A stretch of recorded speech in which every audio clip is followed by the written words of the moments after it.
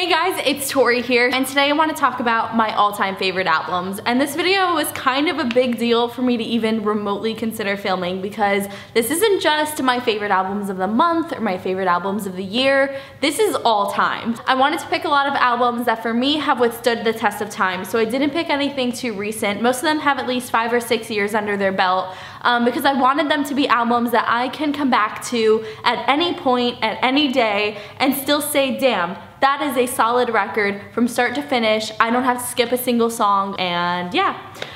So all of these albums also have kind of just shaped my music taste over the years, and to me were kind of pinnacle in my coming of age as far as music is concerned. It's a pretty diverse list, a pretty well-rounded one. Some of them I'm a little embarrassed and a little ashamed to admit, and some of them I'm really stoked on and excited to share with you guys. So let's just hop into it. Let's just get this out of the way.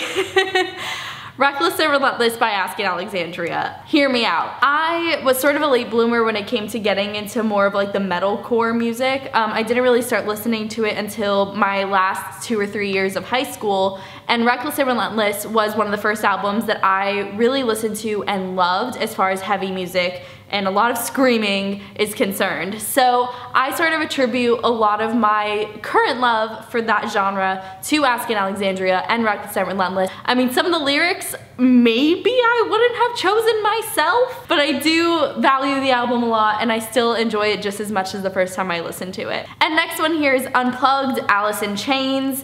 And I know this is sort of an oddball to pick out of all of the Alice in Chains albums, but I feel like this one just sort of has all of the hits on there, and I really love that it is live and sort of raw acoustic. Unplugged is a just good, all-encompassing album if I'm only gonna pick one from Alice in Chains. And the next one, another one that I'm probably a little bit ashamed to admit, but Hello Fascination by Breathe Carolina. Another one of those just coming of age albums for me, like back in the MySpace days. I loved Breathe Carolina. It's still, there's some really great songs on there, including the title track, Hello Fascination. I also really like Velvet. I Tripped and Fell in Portland. I don't know. There's just some really good songs on there, and it reminds me of being young. And the next one is Electro Heart by Marina and the Diamonds, and I think I've talked about this album before on my channel. This is just an album that's gotten me through some breakups, some heartbreaks, some tough times, and made me remember what a badass babe I am. And I also really loved getting to dive a little bit deeper into this album when I watched some interviews with Marina, and she was talking about how Electro Heart is sort of like an alter ego, and I can kind of see that alter ego in myself as well. So there's a lot of relatable content on that album. And next up, a band that you all know I love so much, The Black is Beautiful by Let Live. I think before the first time I listened to Let Live, I wasn't as socially aware as I am now, and I do attribute a little bit of that to Let Live and the fact that their lyrics are so powerful and really do make a statement about our society, and Jason has continued to do that with his new project, The Fever 333. But yeah, I feel like Let Live was just a band that kind of changed the way I viewed music and saw it as more of how it could be like a movement than just some relatable lyrics with a melody. And another one here, Born and Raised by John Mayer. I am such a huge John Mayer fan. I always have been. Born and Raised is my all-time favorite John Mayer album, and it's the one that when I'm just, you know, reflecting on life and want some like vibey, calm music, Born and Raised is the one I go for. There aren't so many love songs on that album compared to his other releases. It's more just like self-reflection and life and all that good stuff. It has a different vibe from the rest of the John Mayer albums, but I think that's why it's my favorite pick. And now we're getting emotional, you guys. Eat, Sleep, Repeat by Copeland. This is an album that is actually really hard for me to listen to, that I don't listen to Copeland often, mostly because it brings back a lot of old memories of, you know, past love and whatnot.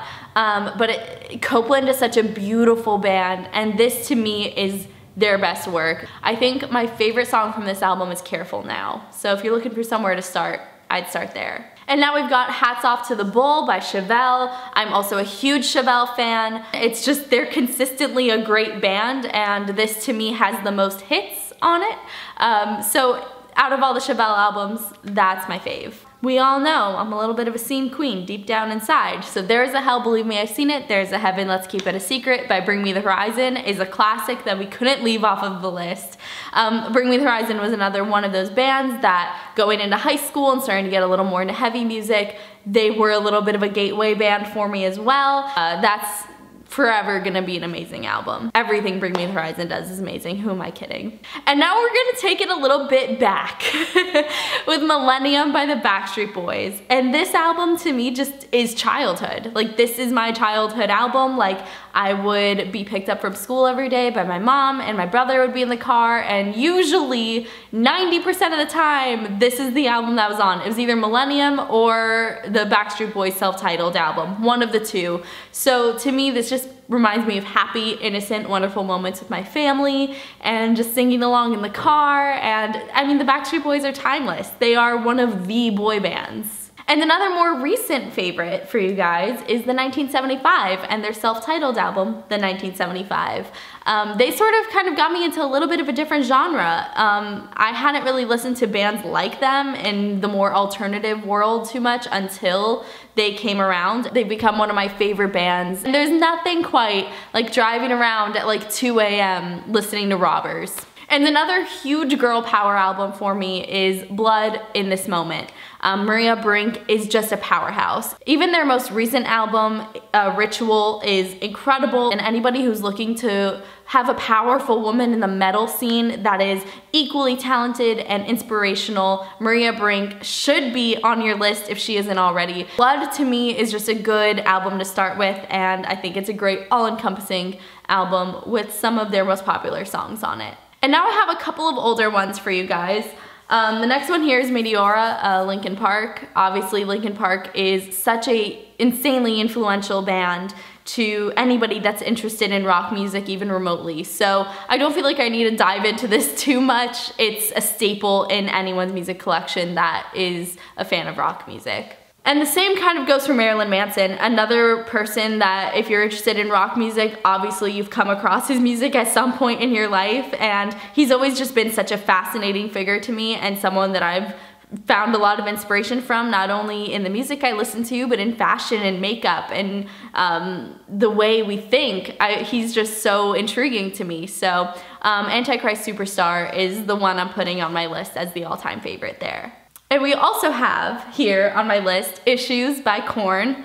I actually was sort of late into listening to Korn for some reason. I obviously have always known of Korn, but it wasn't really until I saw them play live a couple years ago that I was just completely enamored by them as a band. And immediately after seeing them play live, I started listening to all of their albums in full, and I'm a pretty converted fan now. So Issues by Korn, gotta have it.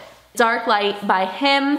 This is another band that I feel like such a poser for having on my list because I also really didn't get into them until much later on. In fact, it wasn't until their farewell tour that I really finally understood why Him is such a big deal. I really honestly hate myself that I didn't listen to them sooner, but better late than never. Like, they're the only band that has ever made a death pact seem romantic and like a good idea.